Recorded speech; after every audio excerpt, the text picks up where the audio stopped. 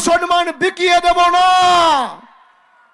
এই বাংলা পথ দেখায়, ভারতবর্ষকে পথ দেখিয়েছে। মহামতি গোখলে বলেছিল, what Bengal things today, rest of India things tomorrow. SIR এর নাম করে বাঙালির উপর অত্যাচার। এক সপ্তাহ আগে রানীমাদে একজন বিএলও সুইসাইড করলো। আজ আমি আসার সময় শুনছি বীরভূমে আবার একজন এসআইআর এর নোটিশ পেয়ে হিয়ারিং এর লাইনে দাঁড়িয়ে কাঞ্চন মণ্ডল বলে একজন ভদ্রলোক, তিনি মারা গেছেন। 2 মাসের মধ্যে প্রায় 70টা তরতাজা প্রাণ আমরা হারিয়েছি। বাঙালিকে শুধু ভাতে মারতে চাইনি, বাঙালিকে প্রাণে মেরেছে এই ভারতীয় জনতা পার্টি, বহিরাগত বিজেপি এবং বাংলা বিরোধী বিজেপি। যারা আমাদের প্রাণে মেরেছে তাদের রাজনৈতিকভাবে শিক্ষা দিতে হবে। 2016-তে নোটবন্দির নাম করে আপনাদের সবাইকে লাইনে দাঁড় করিয়েছিল, মনে আছে? আজকে 10 বছর পরে কেউ 50 বছর, কেউ 60 বছর, কেউ 70 বছর এই মাটিতে থাকার পরেও লাইনে দাঁড়িয়ে তাকে নাগরিকত্বের প্রমাণ দিতে হবে। সুভাষ সরকারের নিজের জন্মের সার্টিফিকেট আছে? আছে। সৌমিত্র খাঁর নিজের জন্মের সার্টিফিকেট আছে? বিজেপির নেতারা যদি সার্টিফিকেট দেখতে চায় বলবে আগে তোমার বাবার সার্টিফিকেট নিয়ে এসো, তারপর তোমার সার্টিফিকেট। আমাদের সার্টিফিকেট চাইবে। আগে তোমার বাবার সার্টিফিকেট নিয়ে এসো। তোমার বাবা কবে জন্মেছে, তুমি কবে জন্মেছো, তার সার্টিফিকেট আগে বাঙালিকে দেখাও, বাংলার মানুষকে দেখাও, তারপর আমাদের থেকে কাগজ চাইবে।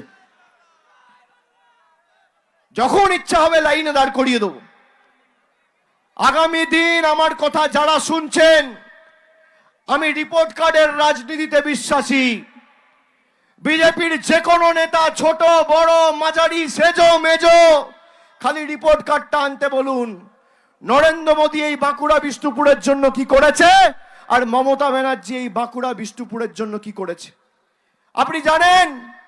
খালি লক্ষ্মীর ভান্ডার দিতে সরকারের এক একটা বিধানসভায় 5 কোটি টাকা খরচা হয়। বাঁকুড়া জেলায় কটা বিধানসভা আছে? 12টা। 1 মাসে 60 কোটি টাকা, 1 বছরে 720 কোটি টাকা, 5 বছরে 3500 কোটি টাকা। আপনারা আশানুরূপ প্রত্যাশিত ফল দেননি তৃণমূলকে, কিন্তু তাও তৃণমূল কংগ্রেস 5 বছরে 3,500 কোটি টাকা খরচা করে লক্ষ্মীর ভান্ডার দিয়েছে। হাজার হাজার কোটি টাকা খরচা করে জলের প্রকল্প চলছে, এশিয়ান ডেভেলপমেন্ট ব্যাংকের সহায়তায় চলছে, পিএইচির জলের প্রকল্প চলছে। আর এখানে যেখানে জলের সমস্যা আছে, আমি ইতিমধ্যেই কথা বলে, যেহেতু এটা শুকনো ড্রাই এরিয়া, সব জায়গায় মাটির নিচে সহজে খুঁড়লে জল পাওয়া যায় না, যেখানে যেখানে সম্ভব আমি 150টা টিউবওয়েলের ইমিডিয়েট কাজ শুরু করার জন্য জনস্বাস্থ্য কারিগরি দপ্তরের মন্ত্রীকে অনুরোধ করে এসেছি। এবং যেখানে ট্যাঙ্কার দিয়ে পানীয় জলের ব্যবস্থা করা যায়, ইমিডিয়েট 1 মাসের মধ্যে সেই কাজও করতে বলে দেওয়া হয়েছে। এই দুটো কথা আমি আপনাদের কথা দিয়ে গেলাম। আর এই নয় যে 3 মাস, 4 মাস, 5 মাস, 6 মাস, 2 মাসের মধ্যে এই কাজের বাস্তবায়ন আপনারা সবাই দেখতে পাবেন। এটা তৃণমূল কংগ্রেসের কমিটমেন্ট। কিন্তু আপনাদের কথা দিতে হবে যে যারা এক বুক আশা, আকাঙ্ক্ষা, স্বপ্ন, ভালোবাসা নিয়ে ভারতীয় জনতা পার্টিকে ভোট দিয়ে জিতিয়ে ভেবেছিলেন বাঁকুড়ায় অনেক কাজ হবে, তারা আজ বুঝছেন যে ভারতীয় জনতা পার্টিকে জেতানো আর খাল কেটে কুমির আনা এক। আজকে আমাদেরকে বাংলাদেশি বলছে কে? বিজেপির নেতারা। যারা বাংলায় কথা বলে তাদেরকে বলছে বাংলাদেশি। আমাদের বাড়িতে কি খাবার থাকবে নরেন্দ্র মোদী সরকার ঠিক করবে। আমরা কার সাথে কথা বলবো নিদান দেবে কেন্দ্র। আমি কি রঙের জামা পরবো নিদান দেবে বিজেপি। আমাদের এখানে কে চিকেন রোল বিক্রি করবে, কে ভেজ রোল বিক্রি করবে, কে এগ চাউমিন বিক্রি করবে, কে ফিশ ফিঙ্গার বিক্রি করবে, কে ডাল তরকারি দিয়ে ভাত খাবে, কে মাছের ঝোল ভাত খাবে, কে মাংস ভাত খাবে, নিদান দেবে কেন্দ্র। আপনারা চান 70টা বিধায়ক নিয়ে যে দল একটা গরিব ছেলেকে খালি চিকেন প্যাটিস বিক্রি করে বলে বেধড়ক মার মেরেছে, সেই দল যদি আজকে বাংলায় থাকতো তাহলে কি অবস্থা করতো? আপনি ভোট দেবেন, বলছে ফর্ম ফিল আপ করো। আপনি ভাবুন, 1 বছর 2 বছর 3 বছর পর বলবে এই যে নিঃশ্বাস নিচ্ছেন ফর্ম ফিল আপ করুন, পানীয় জল খাবেন ফর্ম ফিল আপ করুন। এমন এদের শিক্ষা দিতে হবে যে বাংলার দিকে চোখ তুলে দেখার আগে যেন 100 বার ভাবে। একটা বুথ থেকে যেন ভারতীয় জনতা পার্টির, যেমন সুভাষ সরকারকে প্রাক্তন করেছেন, প্রত্যেকটা বুথে এদেরকে প্রাক্তন করতে হবে, প্রত্যেকটা বুথে। আর বিষ্ণুপুর লোকসভায় তো সুজাতা আছে, এখানে কানের পাশ দিয়ে বেরিয়েছে। 5000 ভোট মানে কি 2500 ভোট এদিক ওদিক। আগামী নির্বাচনে 1 লাখ ভোটে জিতবে, কানের পাশ দিয়ে বেরিয়েছে। অর্ধেক অর্ধেক তো হয়ে গেছে, একটা 6 তো মেরে দিয়েছেন। 2024-এর ফলের নিরিখে আমি যদি দেখি বিজেপি 6, তৃণমূল 6।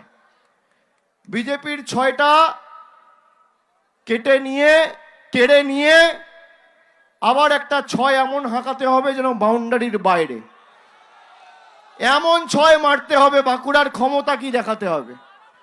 যারা আপনাদের নিপীড়িত, বঞ্চিত, লাঞ্ছিত, অত্যাচারিত, অবহেলিত, শোষিত করে রেখেছে, আপনার প্রাপ্য আপনি জানেন। এই যে যারা আছেন শুনুন, আজকের দিনে দাঁড়িয়ে বাংলার 2 লক্ষ কোটি টাকা নরেন্দ্র মোদীর সরকার আটকে রেখেছে। আর আমি যদি মিথ্যে কথা বলি, আমার বিরুদ্ধে মামলা করে আমাকে জেলে ঢোকাবি।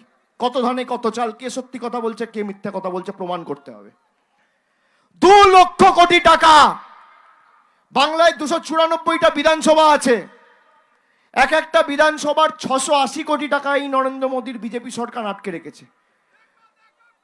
বাঁকুড়া জেলার 7,000 কোটি টাকা। কত টাকা? 7,000 কোটি টাকা।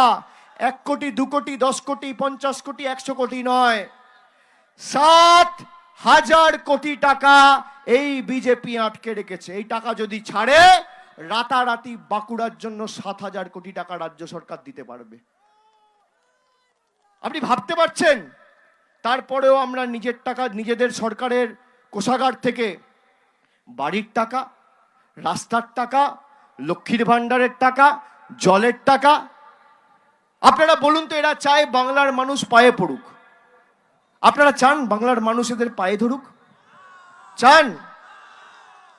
আজকে যে মনীষীদের কথা আমরা ছোটবেলায় পড়েছি, শৈশব থেকে যখন কৈশোরে উপনীত হয়েছি, কৈশোর থেকে যখন তারুণ্যে উপনীত হয়েছি, নেতাজি সুভাষচন্দ্র বসু, স্বামী বিবেকানন্দ, কবিগুরু রবীন্দ্রনাথ ঠাকুর, ঈশ্বরচন্দ্র বিদ্যাসাগর, এরা থাকলে বিজেপিকে মেনে নিত? অমর্ত্য সেনের নাম বাদ দিয়ে দিচ্ছে। অমর্ত্য সেনকে হিয়ারিং এর নোটিশ পাঠিয়েছে। রবীন্দ্রনাথ ঠাকুর থাকলে রবীন্দ্রনাথ ঠাকুরকে হিয়ারিং এর নোটিশ পাঠাতো।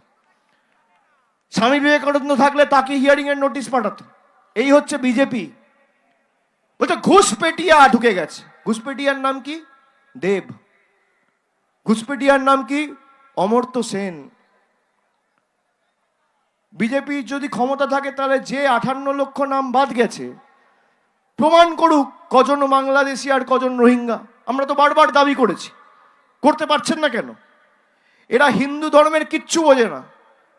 এই যে গীতা পাঠ অনুষ্ঠানে গিয়ে একজন ভাইকে মেরেছে, গীতার একটা শ্লোক বলতে পারবে না। একটা 700টা শ্লোক রয়েছে গীতায়, একটা শ্লোক বলতে পারবে না। যারা হিন্দু ধর্মে বিশ্বাস করেন এবং ভাবেন বিজেপি হিন্দু ধর্ম রক্ষা করবে, এই যে 70 জন মারা গেছে এসআইআর এর কারণে, এর মধ্যে 50 জনের বেশি হিন্দু। নোটবন্দিতে 140 জন মারা গেছিল, 122 জন হিন্দু। হিন্দু মেরে এরা ক্ষমতায় এসছে। 700টা শ্লোক রয়েছে গীতায়। যদি গীতা পড়তো, কোনোদিন মানুষের উপর অত্যাচার করতো না।